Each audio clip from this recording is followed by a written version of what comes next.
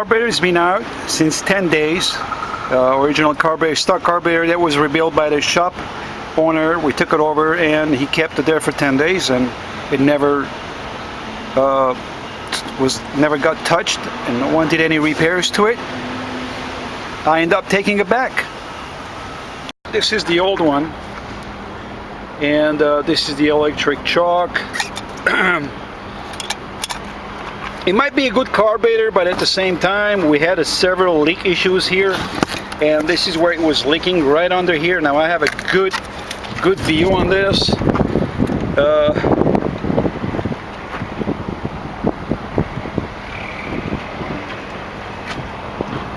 I'm checking at the corner ports right here.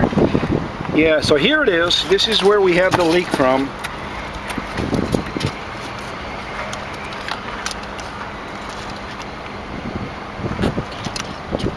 See, it was leaking right under here, spitting fuel, and right through the gasket. It closed the look. What was that? Something just came out of there. What was that? I don't know. Okay, so this is the old carburetor. Here's a new carburetor. When I say new carburetor, this is completely refurnished, and we got it from Summit. And hopefully this is going to work nicely. I'm going to go ahead and install this little by step. Hopefully we're going to start this truck right now. You guys are going to be my witness. Well, right here I already got the carburetor out and that's what pretty much looks like in there. It's part of the EGR. There's washers in there, round little washers. Now you need to be very careful. Some of them comes with it, some of them not. But we have to make sure that nothing goes in that manifold. If it falls, then it's bad.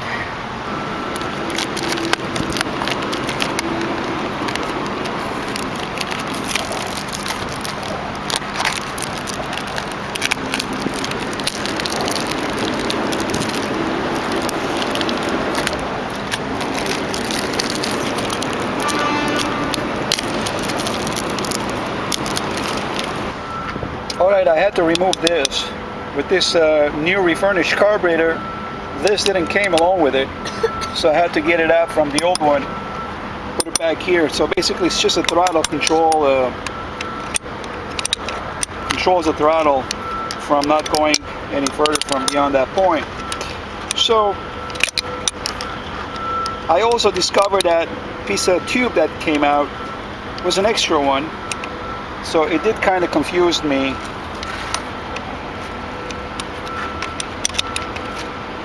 Also, my next concern is this right here.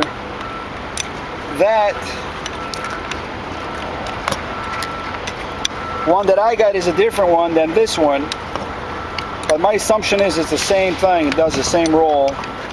It does have a fuel filter in there. So I make sure that I tighten this a little bit and then we're good. So the bracket doesn't come, they sell this separately. It's like $20–30.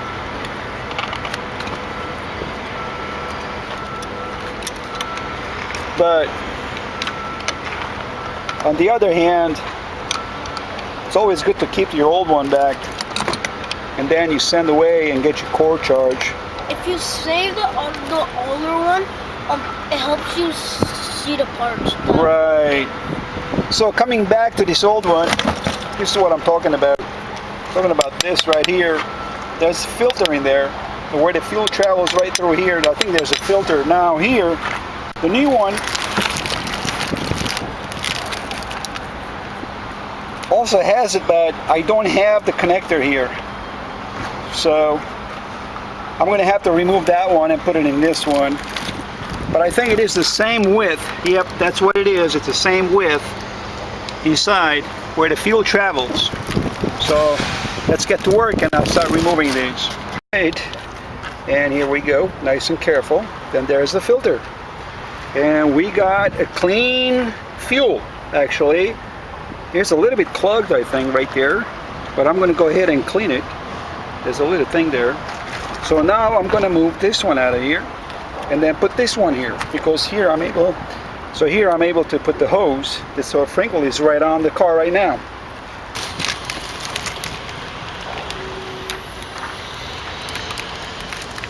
So right now he's taking off the outer filter from the new carburetor.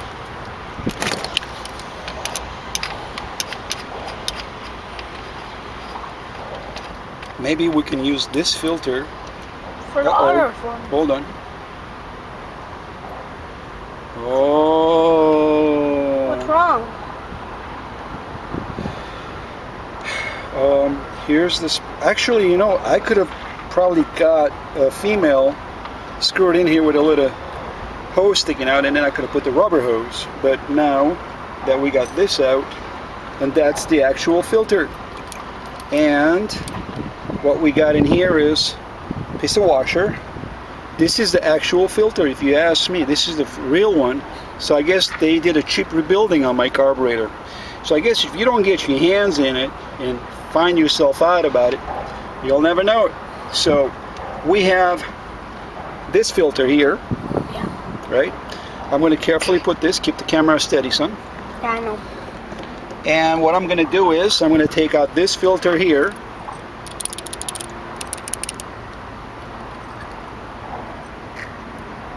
There. And this is the filter they're using as a rebuild. And I'm going to use this filter here. So I don't know which one is good, son. Which one? Should I use this or that? The one like that one. Do you possibly think that might get clogged up quicker? I guess not. So it's easy to change. We can always change it, right? Yeah. But it will take a little time. Would it? Yeah. All right. So let me go ahead and put everything back. Hold on. I have so many things in my hands. So it doesn't lose them. No, so we're going to leave that there for now. And then we're going to keep this, put it here. We're going to take the washer, put it here, right? And there's another washer in here. We're going to take this and slide it in here. There you go, it's in there. And we're going to keep that. And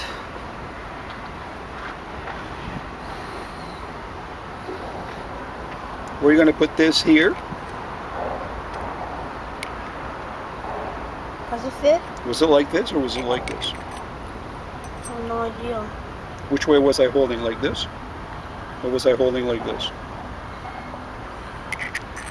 Like that. Okay. And then we're going to put the washer here.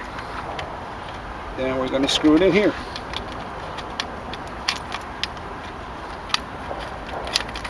There you go. It's in there. We got it. Right? Yeah. So what's going to be next now is, let's make sure that we don't touch anything down there.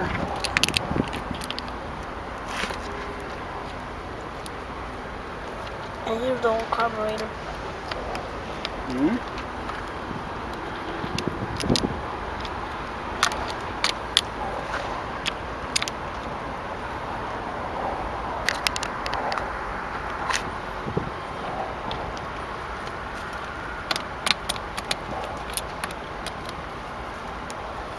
Nice and tight, tighter than before.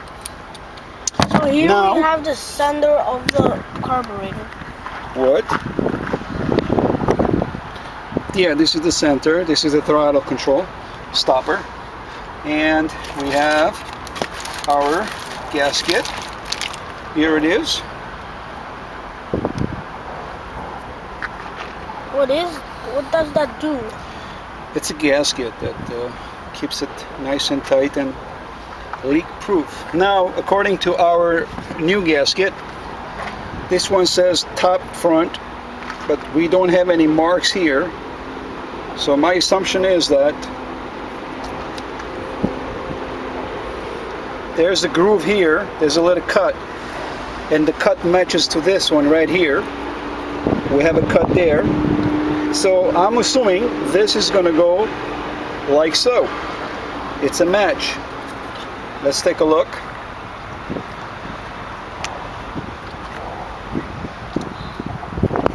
we're gonna put together. It's a perfect match with the groove, and it's gonna go to the left front, and this is what exactly says also top front. So let's go to the manifold.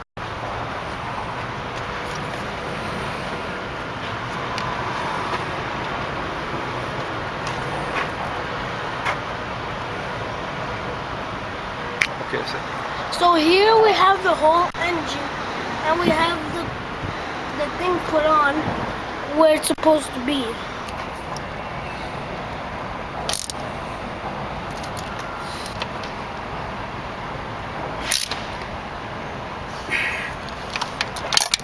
Have the new carburetor on, and now we just have to connect the oil filter. yeah, we're gonna connect the fuel line. And let's make sure that we tighten these bolts and nuts So it doesn't get loose. yeah. All right, all done. I got all the 4 nuts screwed, everything. Hoses are back in place.